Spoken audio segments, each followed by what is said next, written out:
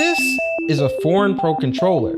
Actually, like almost all of them are, to be honest, but this one is different. Instead of being made in China, it's from China and also sold in China. I tried one earlier this year and I actually kind of liked it, so I decided to try another one. It's the newest 5-star controller from flydigi called the Vader 4 Pro. It costs a little bit more than a regular first-party controller, but way less than a Pro first-party controller.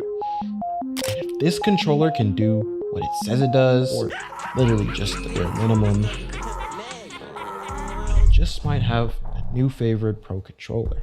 Okay, so for $80, this is flydigi's Vader 4 Pro, and you get force adjustable joysticks, which is simply adjustable stick tension. It was also included on their previous Apex 4 controller, which I previously liked. You'll definitely see it in action later because I used it a noticeable amount. The Vader 4 Pro also comes with force adjustable triggers, which are basically just physical trigger stops. The Apex 4 didn't come with physical trigger stops, so I was personally super happy to see this added on the new controller. The third main feature is the 1000 Hz polling rate, and I'm not gonna lie, I have no idea what that is. But I'm about to call one of my friends to explain to me perfectly so I can completely understand. A higher polling rate makes a controller more responsive and precise for faster reactions. I never had many friends. Last but not least though, mechanical buttons. Taking the controller out of the box and getting my hands on it was actually exciting. I instantly noticed 2 new face buttons that I wasn't aware of, and I instantly started thinking of how I can optimize them while I play. I don't think this was mentioned on the box, but it was a nice surprise that I definitely wouldn't be against. More buttons will always be nice since cross-platform matchmaking is a thing now. Everything was looking good so far, and I was not expecting a controller to have this many features for this price.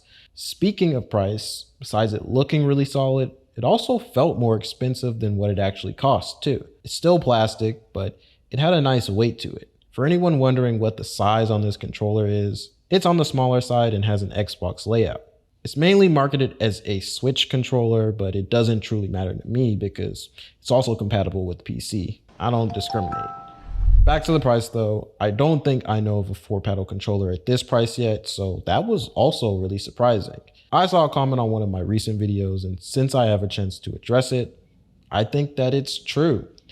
Third-party controllers are completely embarrassing the first-party controllers in terms of how many features are included for the price. A controller that is this good, even on paper, before I even play, is something I thought I would never see. And I think the next few years of new gaming controllers will be very interesting now because there's so much competition. Feeling out the last few things were also very promising. The trigger stops were the second closest to mouse clicks I personally tried, and they were mechanical, which made the controller feel very cohesive along with the face buttons and clicky paddles. The final noticeable feature that really made the controller stand out was flydigi's decision to make their force adjustable joysticks easier to adjust.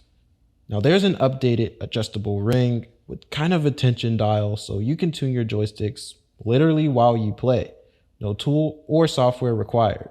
They did almost everything right, and for half of the cost of their last controller, with more features.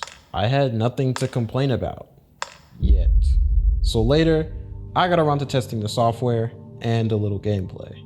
The software, just like last time, looked more complicated than what it actually was, but it worked great. There's so much you can customize, starting with the 4 presets: regular, shooting, fighting, or racing. They're obviously self-explanatory, but I think they're good to use as a blueprint if you want to start tweaking settings, but also don't know where to start.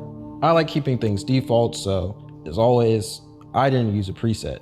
I did test my controller in the app, which was very useful to make sure everything works okay. Then I went through all of the dedicated settings for each customization. My binds, which are also default, were okay, but since there's 2 new face buttons, I decided to bind them to buttons that I use that were harder to reach on the D-pad. I also totally forgot to mention, not only are the joysticks force adjustable, but they're also Hall effect, meaning that they're completely digital and there will never be stick drift. So the dead zones were at their lowest by default, and later on, I also found some more hidden features that I missed earlier.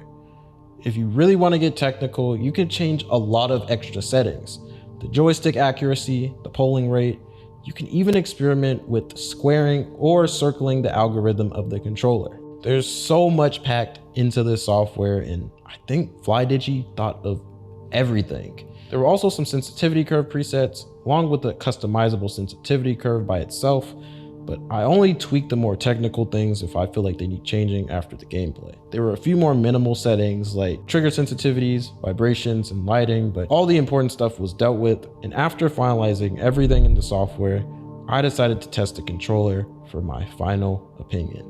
I just want to state, this is the fastest I've ever reviewed a controller. I made up my mind from about the first 5 minutes I played. The new buttons were convenient to learn, and the force adjustable joysticks were even better. I was able to find the perfect tension for my right stick by constantly tweaking it concurrently while playing. It was nice having an adjustable setting on the controller that was really easy to tweak and that was quick, but was physically on the controller. I didn't have to go back and forth from the software to the game. It was just something that I could constantly change, and that made me more open to experimenting. Dead zone was also absolutely no issue, like I said earlier, so I got to find the sweet spot between physical joystick tension and my preferred dead zone without handicapping myself to account for stick drift. For the more technical players, I never notice response rate unless it's really bad, but with the 1000 Hz polling rate, which is currently the highest polling rate for controllers right now, it did feel excellent in terms of responsiveness. Fortnite usually covers everything, and I was editing at lightning speed on 0 ping, so there were no complaints there either. The triggers played just as good as they felt, and not only do I finally have physical trigger stops on a flydigi controller, this completely demolished the previous controller in terms of features and by comparing the hardware. And I'm confused because the Vader 4 Pro was only half the price, but it's so much better. I was playing so fluent despite having not practiced for months, and I was convinced that this might be the best pro controller of 2024. This is a really good pro controller, and after testing so many this year, it feels really good to come across something that I can truly say is worth it. This might be the highest rating I've given a controller this year. It isn't perfect. There's a few things I didn't like or that I think could be improved, but that's only 2 things I can think of, and the pros very easily outweigh the cons. So for the price, it definitely exceeds the bare minimum investigation and is now, in my opinion, pushing the limits of how good a pro controller can be. And if you need one, I would not recommend buying one, because they sent me an extra 10 and I'm giving all of them away, including some of their limited edition controllers.